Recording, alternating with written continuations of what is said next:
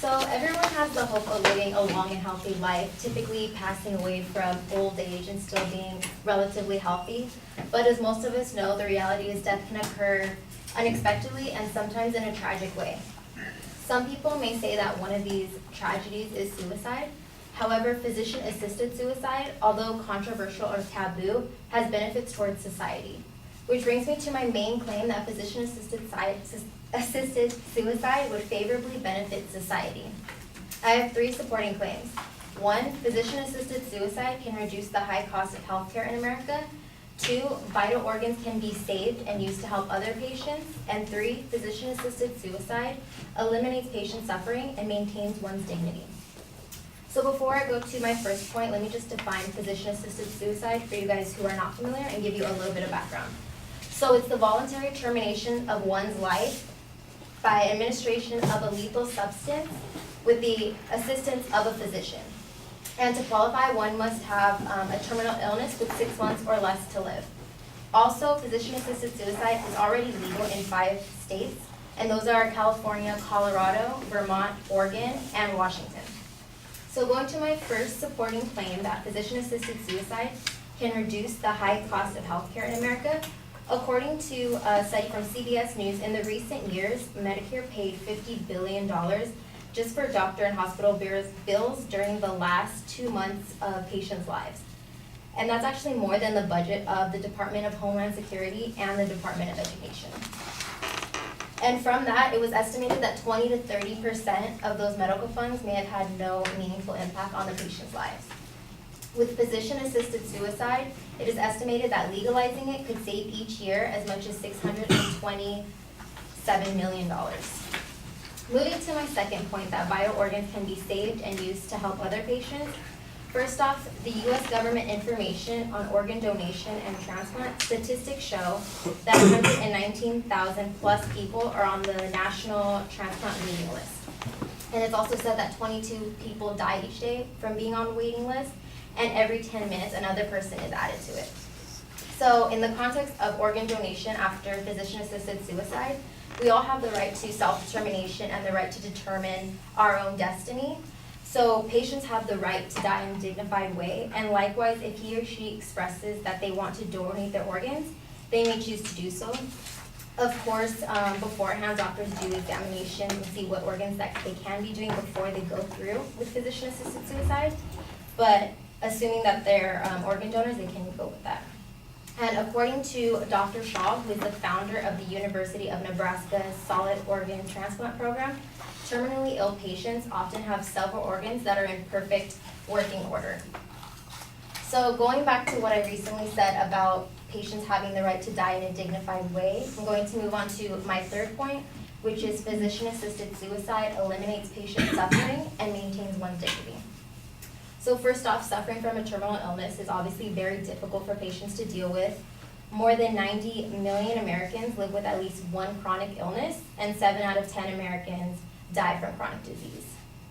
According to healthresearchfunding.org, 55% of terminally ill patients die in pain. Terminally ill patients have the right to have control over their end-of-life decisions and determine how much pain and suffering that they can endure.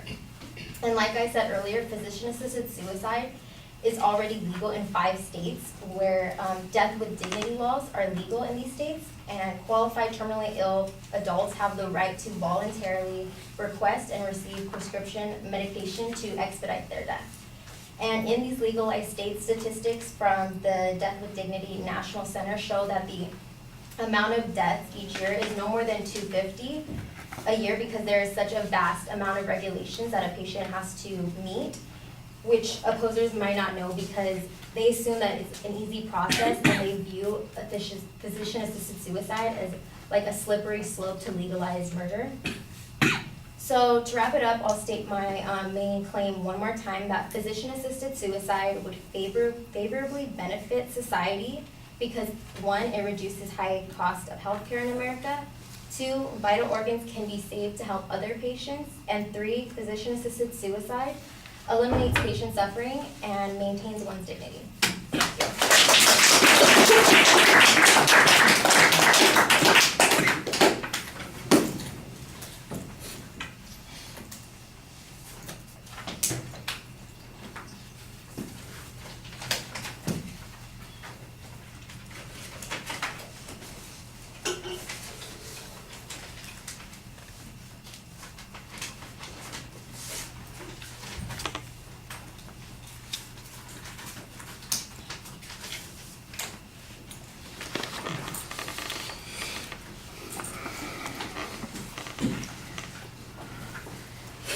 Well, at the beginning of the speech, I like the visualization that you had, and then you introduced what the topic is. That's all solid.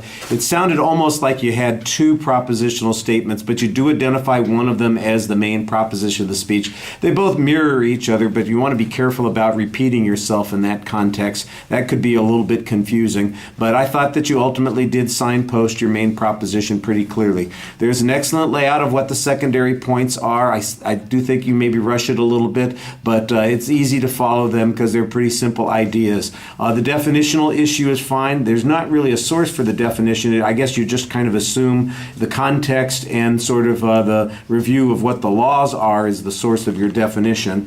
I think you could be a little bit more complete on that. You had some good factual data on the number of states that have death with dignity laws. That's perfectly fine. Then you get to the argument itself where you're talking about it decreasing the high cost of health care, and there's a lot of information about how much money gets spent in the last points of life, and that sounds pretty substantial, $50 billion, and then it's 20-30%. There's no supposed effect. Now, I'm not exactly sure how that was arrived at, and that would be one of those things where I think a source needs to explain it a little bit more, and you need to identify that source more. You did have an interesting piece of information at the end, though, that said potentially, if we had this, we could save $627 million. I think that was the number that you had. Is that right? Yeah. Okay. So all of a sudden, I went from $50 billion that we're going to be saving down to less than $1 billion, barely $500 million. And I'm wondering, okay, so, this all of a sudden it doesn't sound nearly as significant as you built it up to be. So you might want to be a little bit careful. I'm not saying that you couldn't use that as background information, but it sounds like you're making a promise that's bigger than you're going to be able to deliver on when you come up with that last figure. On the second issue, I was concerned because at first it's all about what the demand for organs is, and that makes sense to start with, but I'm doing exactly what I think you probably thought people were doing, thinking in my head, well, if somebody's got a terminal illness, does somebody else really want an organ from, a cancer patient or somebody who's got heart disease, that kind of thing? Oh, they had a heart attack, here, donate your heart. That doesn't sound like a good deal. But you did have a good quote there that talked about how there are large amounts of organs in people who do have terminal illnesses that can be utilized. I thought that quote was really essential to make that argument worth your spending time on in the presentation that you're giving. The argument about pain and suffering, you do some good quantification stuff. The statistics, I do think, need to have a little bit more citation on them. We got 7 out of 10 die of the chronic illness, 55% are dying in pain, and I'm going, and what's this based on? I think you need to give us a little bit more context on the evidence there. The stuff about what happens in the places where these acts are already in place is, there's probably a good reason to use it, but I'm not exactly sure that you're getting much out of it as you need to. You had, in fact, an argument that says it's really not more than 250 a year as it is. And I'm going, well, wait a second. Now we're talking about 250 people, and that's also a small number. So each time you're making an argument, it seems like the thing that you're talking about becomes less and less significant. We're not talking about 55% of the 7/10 of the 90 million people who die are going to be relieved here. It's 250 people, and that's a much smaller number than it sounds like at the beginning. So not that your argument isn't a good argument, when you get to it, but the same sort of thing here. You're kind of emphasizing some other numbers that may not be applicable to the thing that you're talking about. And I think the 250 is probably going to be more than that. You're basing it on what's currently done. But assuming that was 10% of the country, it's probably a little bit more than that. 20% of the country, we've got 5 states, that would be 10%, except California is one of those states, and we got 10% of the population here. You're talking about maybe 3,000 people each year would be taking advantage of this, and that's certainly not the 50 million people that you were talking about earlier in your argument. So you got to be careful about hyperbole and over dramatizing something.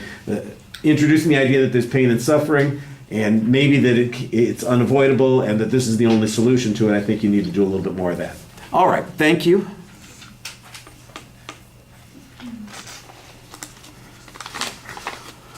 All right, Milan, you're going to be next, and apparently last.